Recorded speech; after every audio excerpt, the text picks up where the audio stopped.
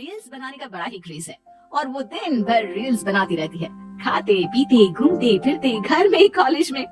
Reels बनाने के कारण प्रज्ञा पूरे कॉलेज में हाईलाइटेड है। जहाँ उसके रील्स सभी को पसंद आते हैं, वहीं मनीषा चिंता में डूबी रहती है। एक रोज जब खाते हुए प्रज्ञा रील्स बना रही होती है, तब मनीषा कहती है, 1 मिनट भी चैन नहीं है इस लड़की को।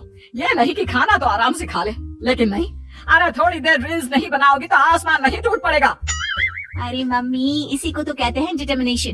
तुम नहीं समझोगी ये सब। भगवान इस लड़की को सद्बुद्धि दे। जहाँ देखो तब टेढ़ा बाका मुंह बनाती रहती है। मनीषा की बात का प्रज्ञा पर जरा भी असर नहीं होता और वो खाते खाते रील्स बनाती रहती है। दिन बीतने लगते हैं और देखते देखते प्रज्ञा का कॉलेज भी खत्म हो जाता है। आए दिन कोई ना कोई मनीषा को प्रज्ञा की शादी करवाने का सुझाव दे जाता है। सब ठीक ही कहते हैं, प्रज्ञा की शादी कर देनी चाहिए। अपने घर के कामकाज में व्यस्त हो जाएगी तो खुद ही ये रील्स और नाच गाना बंद हो जाएगा। मनीषा और प्रेम प्रज्ञा के लिए एक अच्छा लड़का ढूंढने लगते हैं और तभी विकी का रिश्ता प्रज्ञा के लिए आता है, जिसने प्रज्ञा को उसकी रील्स देखकर पसंद कर लिया था। अगले दिन विकी अपने माता पिता के साथ प्रज्ञा के घर पहुंच जाता है और प्रज्ञा साड़ी पहने हाथों में चाय की ट्रे लिए उनके सामने आती है। जब विकी को पसंद है तो हमें भी बहू पसंद है। बहन जी, आप बारात की तैयारी कीजिए। एक बार लड़का लड़की अकेले में बात कर ले तो अच्छा रहेगा। हाँ हाँ, क्यों नहीं। मनीषा विकी को प्रज्ञा के कमरे में भेजती है, जहाँ प्रज्ञा पहले से ही रील्स बना रही होती है। तभी विकी कहता है, आ गए आपके साजन जी। हमारे साथ ये रील्स कंप्लीट करती तो और भी अच्छा रहता। अच्छा जी, अब आ ही गए हैं तो बना ही लेती हूँ आपके साथ। दोनों मिलकर रील्स बनाते हैं। जब वी मीट और तुरंत पोस्ट भी कर देते हैं। फिर विकी कहता है, जब आप साड़ी में चाय लेकर आई तब मुझे लगा कि कहीं मैं गलत घर में तो नहीं आ गया। अब सही है। दोनों की शादी पक्की हो जाती है और शादी के दिन भी प्रज्ञा रील्स बनाने से चुकती नहीं, यहाँ तक कि बारात के समय भी नाचते हुए रील्स बनाती है। सभी लोग प्रज्ञा की तारीफ के पुल बांध देते हैं और प्रज्ञा नाचती गाती अपने ससुराल चली जाती है। सब कुछ अच्छा चल रहा होता है। प्रज्ञा यहाँ भी दिन भर हर चीज की रील्स बनाती रहती है। लेकिन कुछ दिनों के बाद जब सुनीता कहती है, बहू ये रील्स के साथ साथ कुछ काम भी कर लिया करो। वैसे तुझे और क्या क्या बनाना आता है? मम्मी जी, वैसे तो सब कहते हैं कि मैं सब कुछ अच्छा बनाती हूँ, लेकिन मुझे लगता है कि मैगी अच्छा बना लेती हूँ। हाँ, कॉफी भी अच्छा बना लेती हूँ और मुंह तो सबसे अच्छा बना लेती हूँ। अच्छा। सुनीता अपना माथा पकड़ लेती है और कहती है, बहू कुछ खाना बनाना भी सीख लेती हूँ।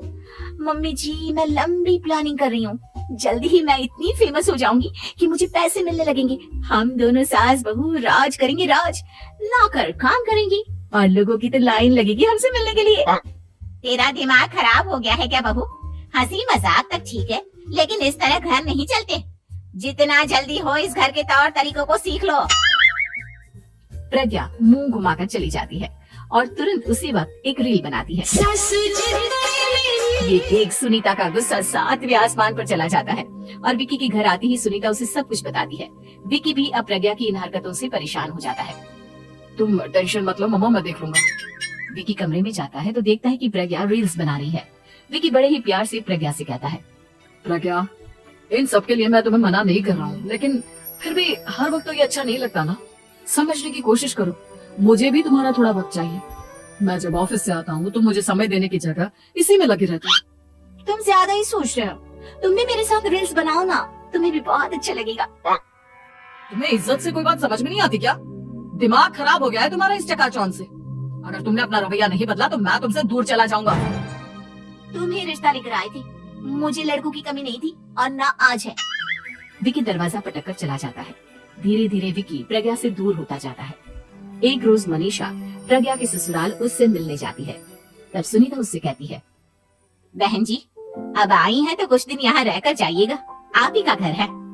हाँ मम्मी, बहुत दिन हो गए तुम्हारे साथ एक भी रील नहीं बनाई मैंने। प्रज्ञा तुरंत अपने फोन में रील्स ऑन कर लेती है। ये सब मुझसे नहीं होगा। तेरा ये भूत अभी तक नहीं उतरा क्या? बहन जी आप कुछ कहती नहीं क्या इसे? जब आप ही कुछ नहीं कर पाई तो मैं कर ही क्या सकती हूँ। सास तो वैसी ही बदनाम है। शाम को घर की लाइट चली जाती है और मनीषा प्रज्ञा से कहती है, मेरे घुटनों में बहुत दर्द हो रहा है, तू लाइट का कुछ इंतजाम करना बेटा। अच्छा कैंडल जला देती हूँ मम्मा। प्रज्ञा गाते हुए कैंडल जलाती है और खिड़की के पर्दे के पास रख देती है। मनीषा जिसे बहुत दर्द हो रहा है वो सो जाती है और प्रज्ञा हमेशा की तरह अपने रील्स में लग जाती है। उधर कैंडल की वजह से पर्दा आग पकड़ लेता है और मनीषा के कमरे में आग लग जाती है। बचाओ, कोई है, बचाओ। सभी भागते हैं और विकी कमरे की आग बुझाने में लग जाता है, लेकिन तब तक मनीषा आधी जल चुकी थी। मनीषा की हालत देख प्रज्ञा रोने लगती है। विकी मनीषा को तुरंत हॉस्पिटल ले जाता है और उसे एडमिट कराता है। विकी प्रज्ञा से कहता है, देख लिया ना, तुम्हारे इस नाच गाने की वजह से आज तुम्हारी माँ की जान जाते जाते रह गई। अब पता नहीं तुम और क्या चाहती हो। उधर डॉक्टर कहते हैं, इनकी हालत बहुत नाजुक है, आधे से ज्यादा चल चुकी है। प्रज्ञा रोती हुई मंदिर में जाती है और भगवान के आगे जाकर कहती है, भगवान मेरी माँ को ठीक कर दो, मैं कसम खाती हूँ हाथ से ये रील्स बनाना छोड़ दूंगी, बस मुझे मेरी माँ वापस मिल जाए। 2 दिन बीत जाते हैं और मनीषा खतरे से बाहर आ जाती है। पेशेंट अब ठीक है, आप लोग उनसे मिल सकते हो। सब कोई मनीषा से मिलता है और प्रज्ञा सबके सामने अपना फोन तोड़ देती है। मुझे माफ कर दो मम्मा, मैंने तुम लोगों की बातों को नजरअंदाज किया। बेटा कोई भी चीज जरूरत से ज्यादा खराब है। मैंने तुम्हें रील्स बनाने से कभी मना नहीं किया, लेकिन हर वक्त एक ही चीज तो सही नहीं है। मैं समझ गई हूँ मम्मा, आई एम सॉरी।